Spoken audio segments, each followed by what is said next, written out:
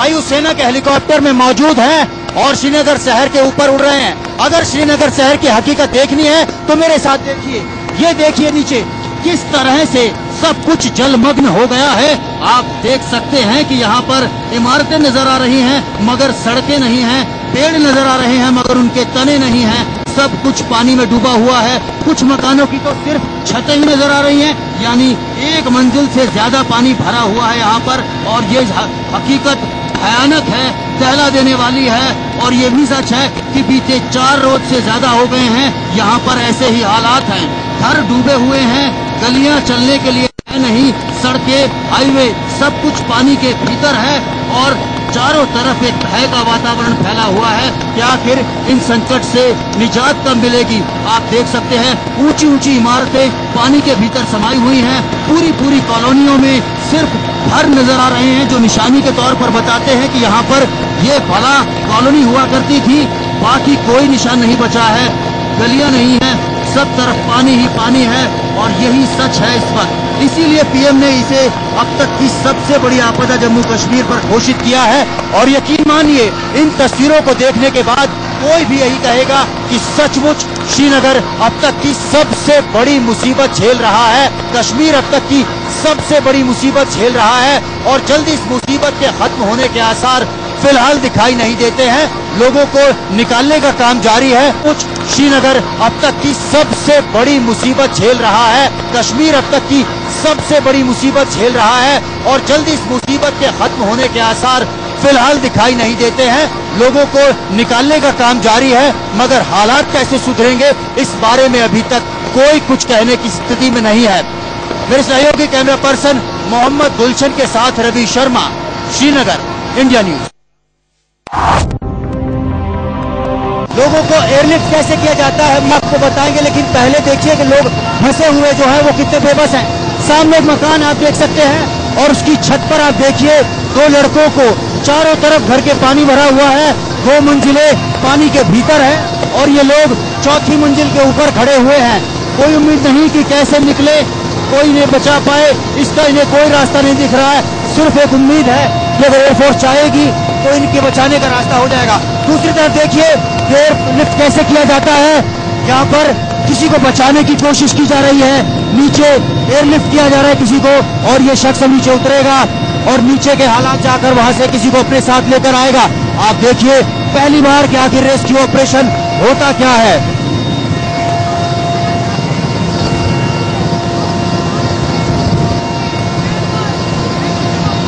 देखिए एक शख्स नीचे उतर गया है। अब आप एक रेस्क्यू मिशन देखने जा रहे हैं। एक बूढ़ी महिला जो अपने घर की छत पर फंसी हुई थी, जिसके पास कोई जरिया नहीं था बाहर निकलने का, जो नहीं निकल सकती थी, उसे अपलिफ्ट किया जा रहा है, उसे उसकी छत से उठाया जा रहा है। इसके लिए एक शख्स को नीचे भेजा गया, इसे लिंचिंग कहते हैं। और देखिए हाथ में मौजूद इस मशीन को देखिए, बटन दबता है और धीरे धीरे रस्सी ऊपर खिंचती चली जाती है। और इसी के साथ में जो बूढ़ी महिला है, उस बूढ़ी महिला को लेकर ये अब ऊपर आ रहे हैं। और इसी तरह से जो लाचार हैं, बीमार हैं या जो फिर अब खुद कुछ नहीं कर सकते हैं अपने लिए, उन लोगों को प्राथमिकता दी जा रही है। सबसे पहले उन्हीं को अपलिफ्ट किया जा रहा है।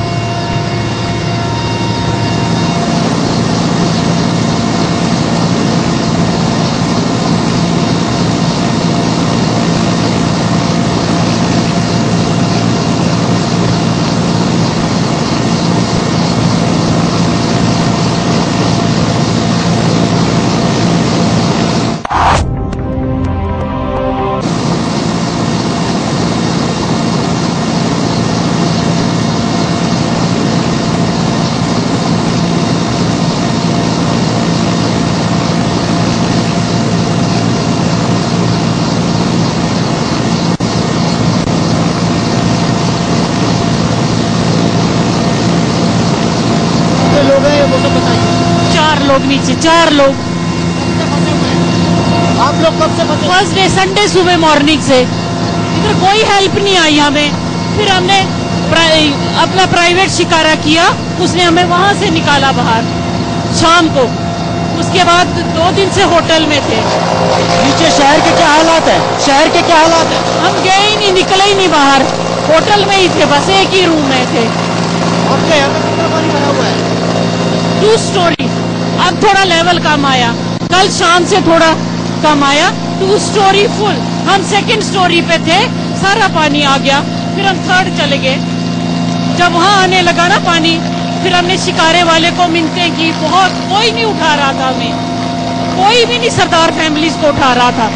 फिर वो मैंने उनको मिन्नतें की, हमारा अपना शिकारा, मेरे ब्रदर इन लॉ की ट्रेवल एजेंसी है, उसको पहचान लिया शिकारा वाले ने, उसने हमें उठाया 6 लोगों को। हम 6 लोग थे, मेरे हस्बैंड, ये मेरी मदर इन लॉ, मेरी sister in law, brother in law, मेरा बेटा, 2 बेटे, एक मेरी देवरानी का बेटा, एक मेरा, और एक हमारा किसी हिंदू का सरदार जी थे नीचे वाले फ्लोर में, वो रात को चले गए, उनका नौकर रह गया हमारे पास। इंडियन एयरफोर्स को क्या कहना चाहेंगे आप? बहुत थैंक्स टू एयरफोर्स, जिन्होंने हमारी, they help us very much, बहुत हेल्प की। कल हेलीकॉप्टर ना आता तो बहुत सारे लोगों को यहीं से उसने उठाया।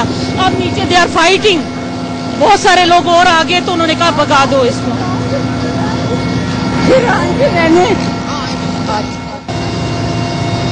और देखिए बुजुर्ग को किस तरह से ऊपर ले आया गया है। जो शख्स इस ट्रॉली में बैठकर गया था वो नीचे रह गया और बुजुर्ग को उसने ऊपर भेज दिया। ये पूरा ऑपरेशन आपने अपनी आंखों से देखा।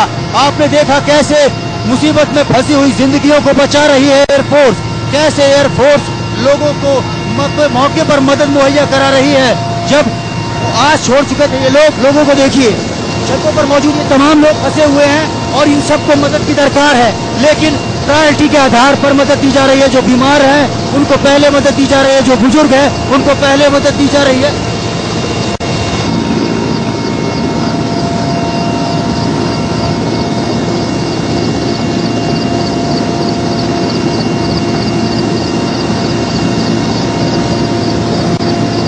वैसे जिस चॉपर में हम गए उसका मकसद लोगों को सिर्फ राहत सामग्री बांटना था, लेकिन जज्बा देखिए कि जब उन्होंने कुछ लोगों को फंसे हुए देखा तो उन्होंने वही किया जो उनका फर्ज उन्हें करने को कह रहा था, और उन्होंने कुछ लोगों को एयरलिफ्ट किया, उनकी जिंदगियां बचाई। मेरे सहयोगी मोहम्मद गुलशन के साथ रवि शर्मा, श्रीनगर, इंडिया न्यूज।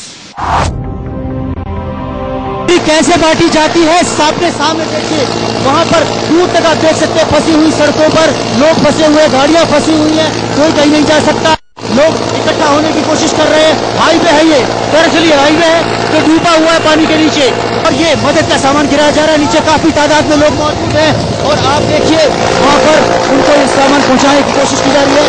आप देखिए घरों के अंदर सामान फेंका गया है और इस तरह अपना आखिरी पैकेट फेंकने के बाद अब हम वापस जा रहे हैं, मिशन खत्म हो रहा है। देखिए और लोग बचे हैं अभी, इसीलिए फिर से आना होगा, फिर से वापस लौटना होगा और फिर से हम आकर यहाँ पर फिर से लोगों को मदद पहुँचाएंगे, क्योंकि आपने देखा इतनी मदद बांटने के बाद भी अभी बहुत से ऐसे लोग हैं जो जरूरतमंद हैं, जिन्हें मदद की जरूरत है और जिन तक मदद एयरफोर्स जरूर पहुंचाएगी। इंडिया न्यूज उनके साथ रहेगा और आपको हर हकीकत दिखाएगा इस पूरे ऑपरेशन की।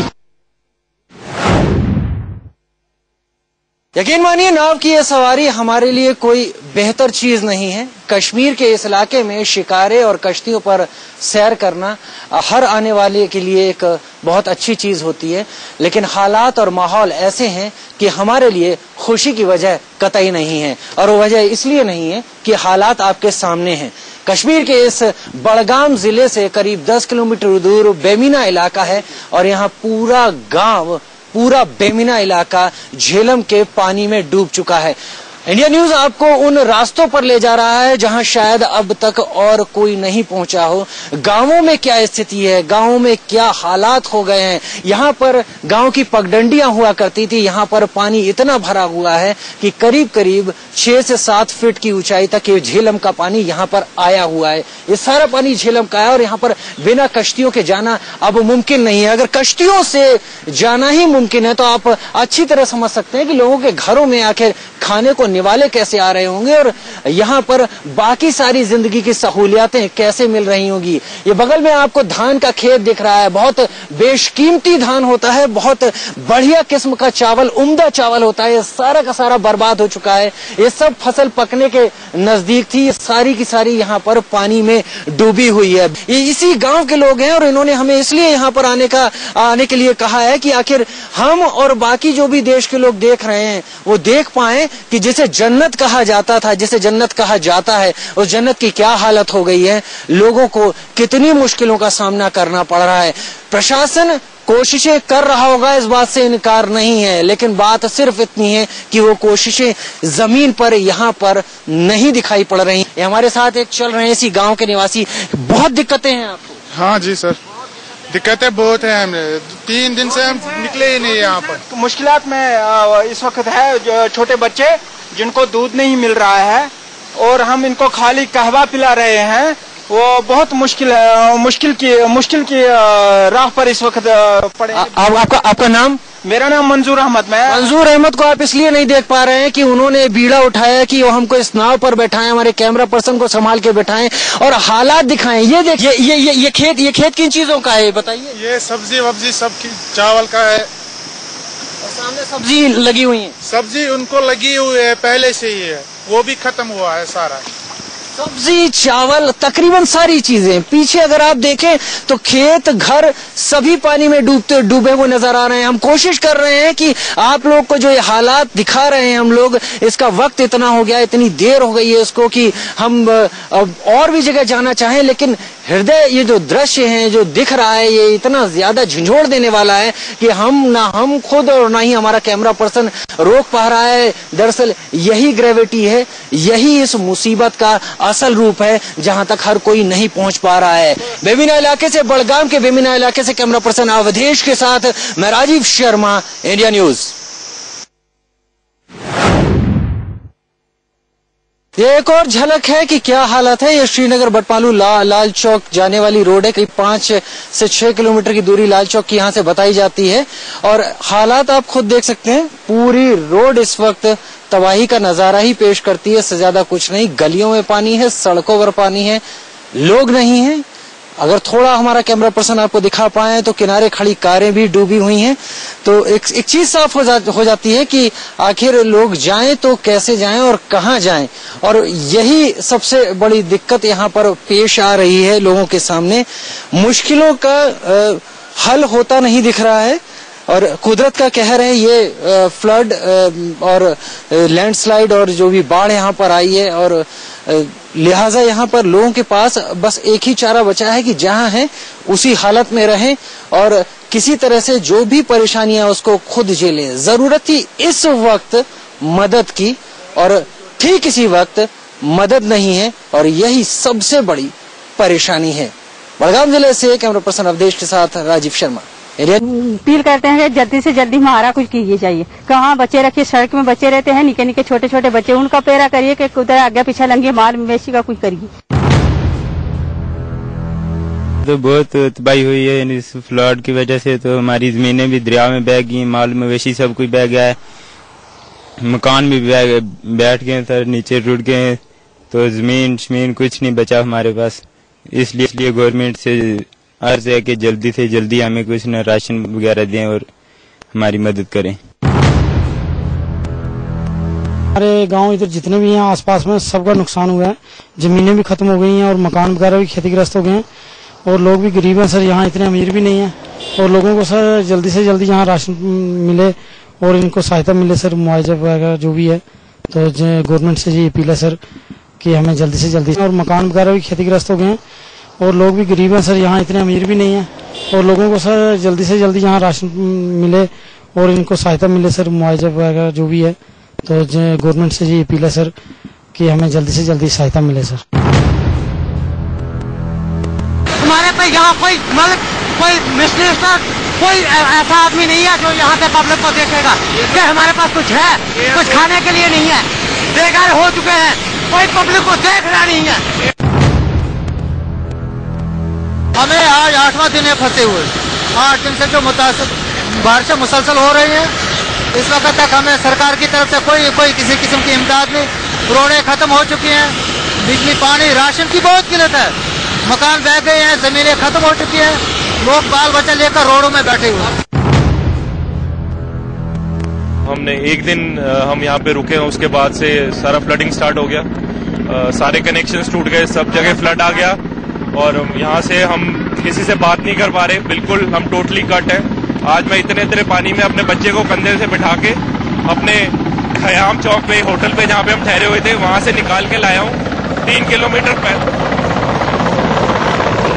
किलोमीटर पैदल चले हम, तब हम यहाँ पर पहुंचे। बेंगलोर से आए भैया 4 तारीख को आए, जब से अंदर बैठे हैं, इतनी बारिश थी, होटल में पैक बैठे हैं और 2 दिन से तो इसमें एक मंजिल पूरा डूबा हुआ था। हमको इतने पानी से लोगों ने बहुत हेल्प की है, होटल वालों ने इतने उठा के हमको मस्जिद तक पहुंचाया, मौत के मुंह से बचाया है। बहुत हेल्प की है कश्मीर के लोगों ने और मस्जिद में बिठाया। मस्जिद में कश्मीरी लोगों ने बहुत हमारे को खाना पीना सुविधा दी थी।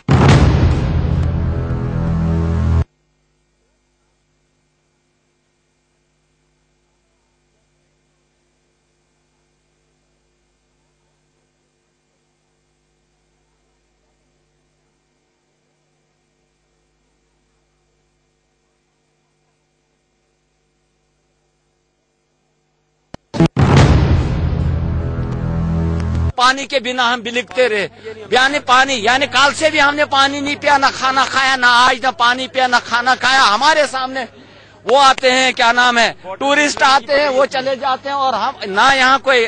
मैं हैरान हूँ कि ये इसके लिए एक मैं कहता हूँ स्टेट गवर्नमेंट को दो हेलीपैड और इमरजेंसी बनाने चाहिए थे। यानी कि इस वक्त 1 लाख लोगों को रेस्क्यू करना है। दिन में 800 लोग यहाँ से जाते हैं या 700 लोग जाते हैं। कोई कांटेक्ट नहीं हुआ, ना हमें 4 दिन से खाना मिला है। ऊपर एक दिन हमने ब्रेकफास्ट किया था जिस दिन आए थे। 3 दिन से यहाँ फंसे हैं, रोज वहां से लाइन पे लगते हैं, रोज पीछे आके जितने बंदे आते हैं। हमारा कसूर ये है, हमारे साथ लेडीज नहीं है। अब लेडीज है, मेल है तो जिंदगी है ना सर।